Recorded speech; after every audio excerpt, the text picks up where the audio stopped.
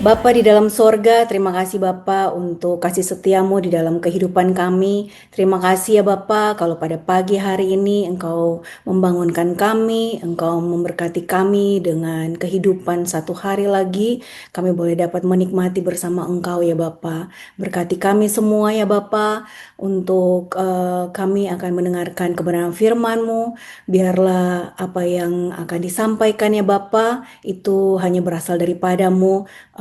Urapi anakmu yang akan menyampaikan kebenaran firman-Mu, biarlah apa yang anakmu sampaikan itu hanya berasal daripadamu. Berkati mulut lidah bibir anakmu ya Bapa, karena sungguh tanpa Engkau, anakmu bukan siapa-siapa ya Bapa. Berbicaralah kepada masing-masing dari kami ya Bapa, ungkapkan isi hatimu, biarlah firman yang akan kami dengarkan boleh jatuh di tanah hati kami yang subur dan boleh dapat berbuah lebat demi kemuliaan namamu. Di dalam nama Yesus kami siap mendengarkan. Haleluya. Amin. Ya, shalom ya Bapak Ibu. Selamat pagi semua. Ayo mari kita bangun. Kita berdiri teguh. Kita tegak berdiri. Ya, di minggu terakhir bulan November ini kita berbicara tentang standing firm in faith atau berdiri teguh di dalam iman ya.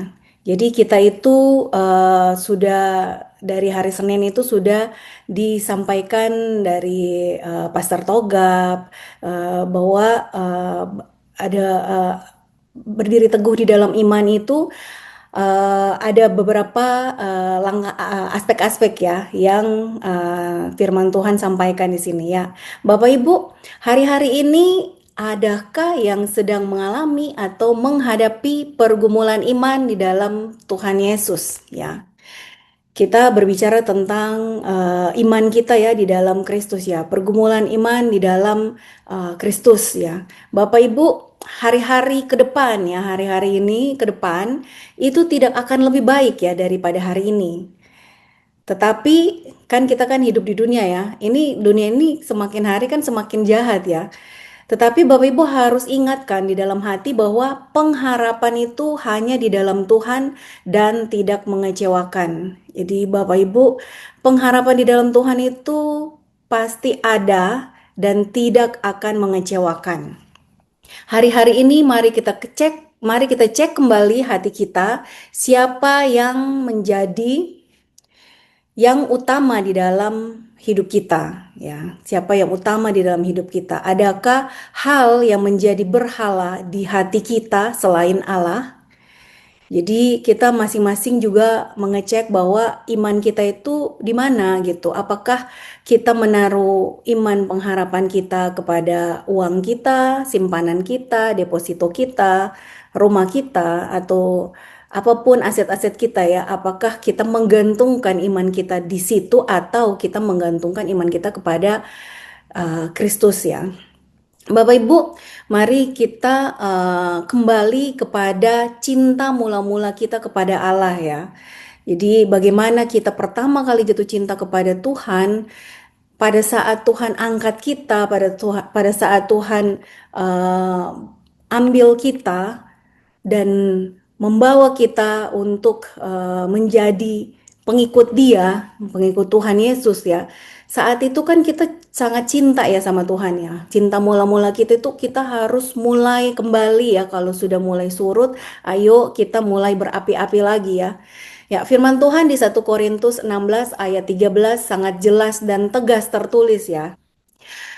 1 Korintus 16 ayat 13, ayat kita di satu minggu ini, berjaga-jagalah, berdirilah dengan teguh dalam iman, bersikaplah sebagai laki-laki dan tetap kuat. Di sini nih tidak ada kata-kata apa ya namanya ya. Semuanya ini dalam satu ayat ini itu isinya itu adalah perintah semua gitu loh. Jadi ini yang harus kita lakukan gitu. Ini perintah Tuhan. Dalam satu ayat ini ada 4 aspek yang Tuhan minta untuk kita kerjakan gitu ya. Berjaga-jagalah, berdirilah dengan teguh dalam iman, bersikaplah sebagai laki-laki dan tetap kuat ya. Jadi di sini melalui Rasul Paulus ya, Tuhan menyampaikan bahwa Empat aspek ini harus kita jalankan dan kita aplikasikan di dalam kehidupan kita setiap hari. Ya, Bapak Ibu, penting bagi kita untuk tetap berdiri teguh di dalam iman karena semakin banyaknya ajaran-ajaran sesat, terus dengan kesesatan moral di mana-mana, terus perselisihan dan konflik-konflik sering terjadi di berbagai belahan dunia ya, termasuk di Indonesia dan di wilayah tempat tinggal kita masing-masing. Bahkan di dalam gereja kita juga ada yang namanya berselisih paham gitu. Ya, itu pasti terjadi ya, bukan pasti ya, tapi memang dunia itu maunya begitu gitu loh. Dunia itu nggak ada yang mau, dunia nggak mau kita itu bersatu, anak-anak Tuhan itu bersatu, itu nggak mau gitu ya. Jadi iblis itu dengan segala manipulasi itu selalu membuat kita itu berselisih paham gitu ya. Jadi Bapak Ibu, kita harus dewasa ya di dalam menyikapi segala sesuatu uh, dengan kacamata iman kita ya.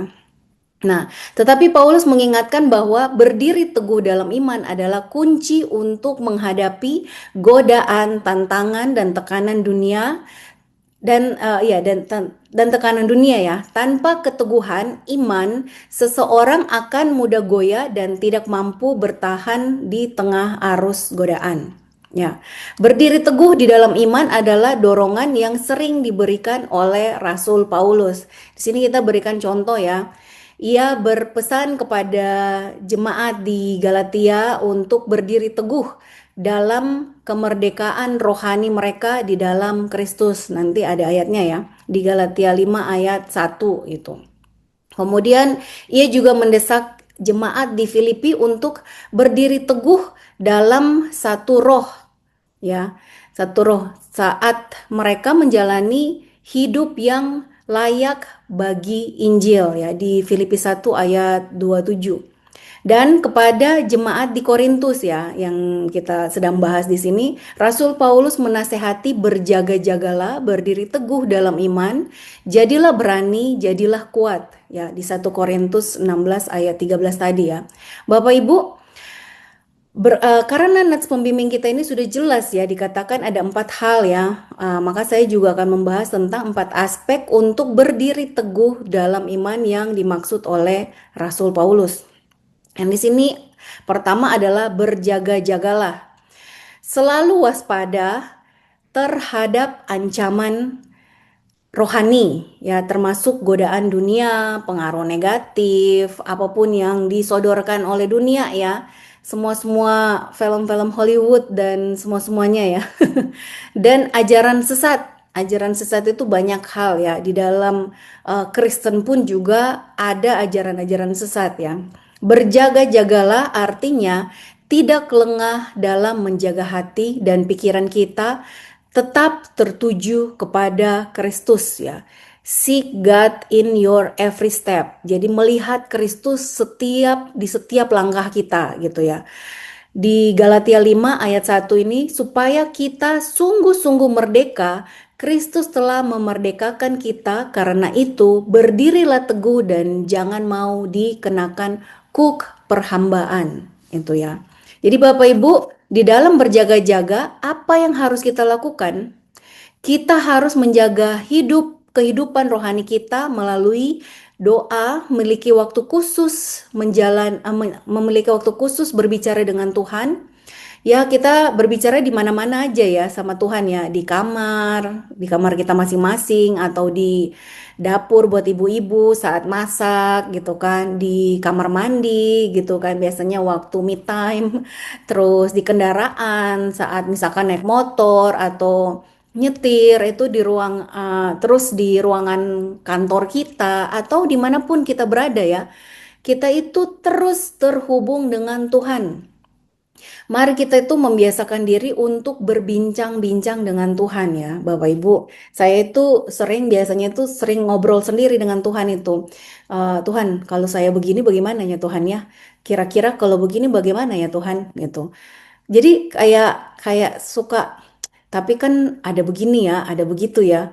Kalau begini bagaimana ya gitu. Jadi apa namanya ya? Kita berbincang-bincang saja gitu, kayak Tuhan saya mau begini ya, bagaimana ya gitu. Atau Tuhan saya mau memutuskan ini, kalau menurut Tuhan bagaimana gitu. Jadi ada aja yang apa namanya yang kita bicarakan ya dengan Tuhan ya.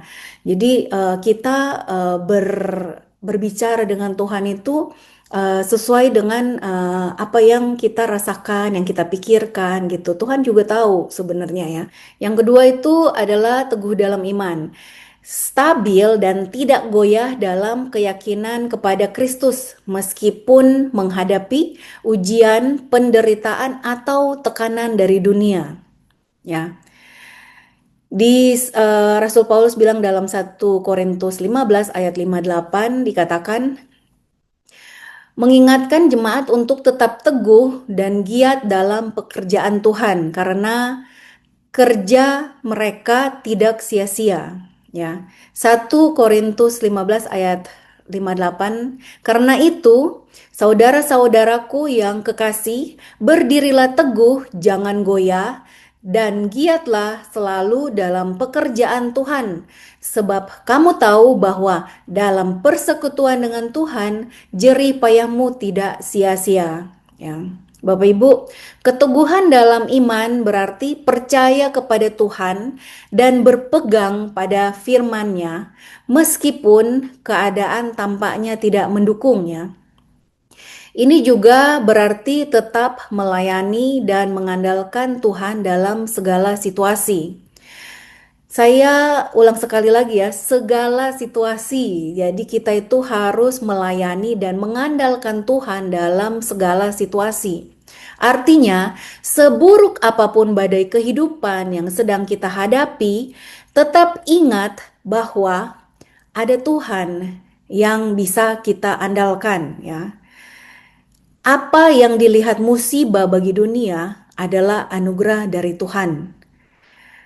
Saat Tuhan Yesus disalib, bagi orang-orang dunia itu musibah gitu.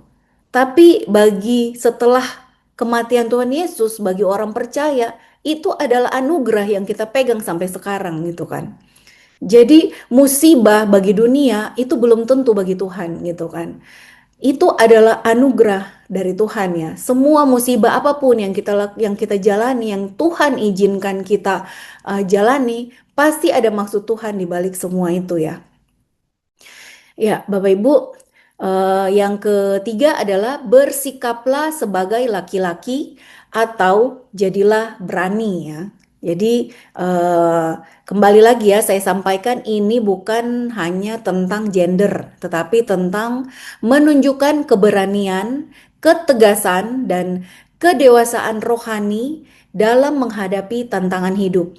Jadi kita harus punya keberanian, kita juga harus tegas, tapi kita juga harus dewasa di dalam rohani kita ya Bapak Ibu. Keberanian Daud saat menghadapi Goliat sebagai gambaran iman yang berani.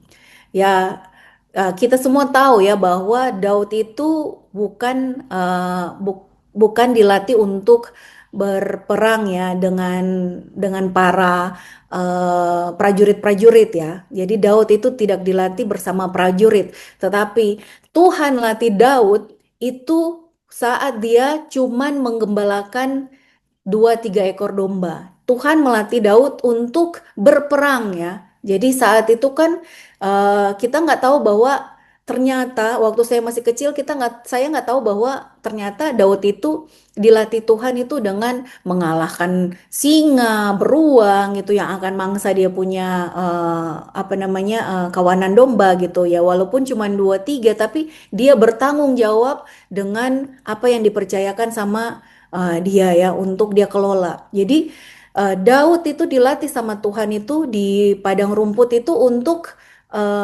melawan Goliat ya, dipersiapkan Tuhan untuk melawan Goliat.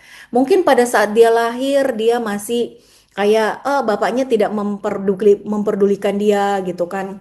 Kayak tidak dianggap gitu ya. Tapi Tuhan melatih dia karena Tuhan tahu dia akan dipersiapkan untuk menyelamatkan bangsa Israel ya. Di 1 Samuel 17 ayat 45, tetapi Daud berkata kepada orang Filistin itu, Engkau mendatangi aku dengan pedang dan tombak dan lembing, tetapi aku mendatangi engkau dengan nama Tuhan semesta alam, Allah segala barisan Israel yang kau tantang itu. Jadi, Daud tidak berperang dengan dirinya sendiri, tapi Daud berperang bersama dengan Tuhan. Ya, Bapak Ibu, kita itu harus berperang bersama dengan Tuhan.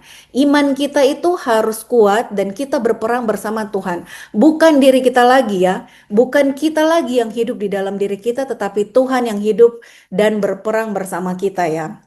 Bersikaplah berani dalam mempertahankan iman, mengambil keputusan yang benar, dan berdiri untuk kebenaran firman Tuhan.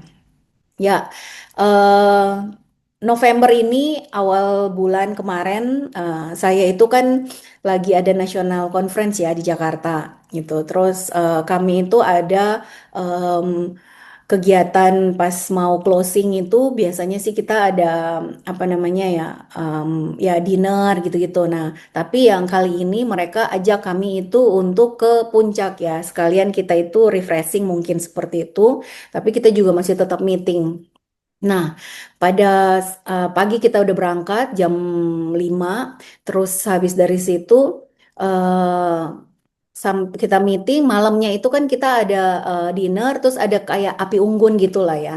Nah, kalau api unggun kan berarti kita itu kan harus di luar. Di puncak itu kan saya juga nggak tahu ya, sekarang ini mungkin ada lagi musim hujan atau gimana gitu kan ya. Nah, waktu kita mau keluar itu udah gerimis gitu kan. Kalau lama-lama gerimis kita sudah kumpul di pinggiran api unggun, terus si kemudian itu udah gerimis, mulai gerimis, terus lama-lama itu mulai mulai deras gitu kan, agak mulai deras, orang-orang udah pada mulai berteduh gitu kan. Terus ada satu kayak beliau ini adalah financial controller yang semua yang di WHO ya, jadi beliau yang ngurusin finansial ya di semua cabang. Jadi beliau ya kayak kepalanya di pusat. Terus lumayan deket juga kemarin dengan saya tuh. Terus habis itu dia dia kan lumayan cerewet ya. Ibu ini yang lumayan cerewet tuh, dia ayo ayo kamu ayo cepat apa namanya berhentiin hujan nih gitu kan. Apalah dia bilang itu apa namanya lempar kolor lah apalah gitu-gitu lah ya. Terus kayak bercanda-bercandaan lah gitu kan. Nah, terus kayak saya kan sebenarnya ada lagi ngobrol di seberang ya, seberangnya dia. Terus saya lagi ngomong sama ada orang logistik ya, memang saya ada kebutuhan kan. Terus dia bilang, Julita, dia bilang itu, Julita, kamu berhentiin hujan, dia bilang itu, ayo coba berhentiin hujan. Mungkin dipikirnya saya akan bercanda gitu, mau mau ini mau lemparin apa nih gitu gitu kan ya. Tapi saya ngangkat tangan gitu kan. Saya ngangkat tangan terus saya bilang Tuhan Yesus, saya teriak, Tuhan Yesus, tolong ya berhentiin dulu Tuhan ya, berhentiin dulu hujan ya Tuhan Yesus, saya bilang gitu. Terus dia bilang gini, kamu ini ya gimana sih, kamu ini disuruh berhentiin hujan malah berdoa gitu katanya. Terus ya mau gimana ya Bu, saya bilang ya. Tapi saya eh, apa namanya, memang waktu itu saya perkatakan dengan iman, tapi abis itu saya ya udah sih kita ngobrol lagi karena saya masih ngobrol-ngobrol kan. Tapi saya bersaksi di sini setelah dari saya angkat tangan, itu hujan itu mulai berhenti gitu. Saya bilang gini, Tuhan terima kasih Tuhan sudah membuat iman saya itu tetap kuat bersama Tuhan. Ya, oke. Yang keempat, tetap kuat atau jadilah kuat ya. Memiliki kekuatan rohani yang berasal dari Tuhan untuk mengatasi segala cobaan dan kesulitan hidup. Ya, Bapak Ibu, em, tidak mudah untuk tetap kuat di tengah badai ya. Tidak mudah. Namanya badai pasti anginnya kenceng ya. Dan untuk berdiri pasti kita itu tidak bisa tegap. Tetapi apapun yang terjadi, seburuk apapun badai yang kita hadapi sekarang, tetap kuat, tetap ingat ya bahwa iman kita itu harus melekat kepada Tuhan ya Bapak Ibu. Jangan meninggalkan Tuhan Yesus. Jangan meninggalkan pelayananmu.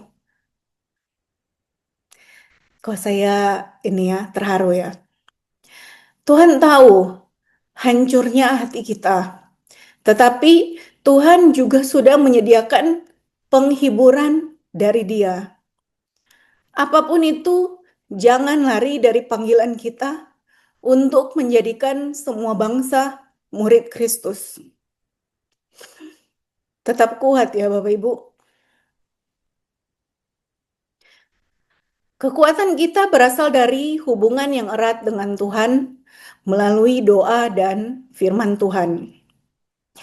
Kita tidak bisa mengandalkan kekuatan sendiri, tetapi harus terus mencari kekuatan dari Tuhan melalui Roh Kudus. Ya, Bapak Ibu, bagaimana kita dapat berdiri teguh dalam iman di tengah tantangan hidup? Yang pertama adalah berjaga-jaga dengan sadar. Bapak Ibu, luangkan waktu untuk berdoa setiap hari agar tetap waspada terhadap godaan. Sekecil apapun dosa, jangan mau kompromi. Yang kedua yaitu kenali pengaruh negatif dalam hidup Anda dan hindari hal-hal yang dapat merusak iman. Ya, di dalam berjaga-jaga dengan sadar, kita itu harus ingat bahwa kita harus setiap hari meluangkan waktu untuk berdoa. Terus kita juga tetap waspada karena godaan iblis itu ada-ada aja. Jadi sekecil apapun dosa, jangan mau kompromi. Ya, kenali pengaruh negatif dalam hidup Anda dan hindari hal-hal yang dapat merusak iman. Ya. Yang kedua, teguhkan iman Anda. Memiliki waktu membaca dan merenungkan firman Tuhan setiap hari untuk menguatkan iman. Ya, jadi kita harus kuat di dalam iman kita ya.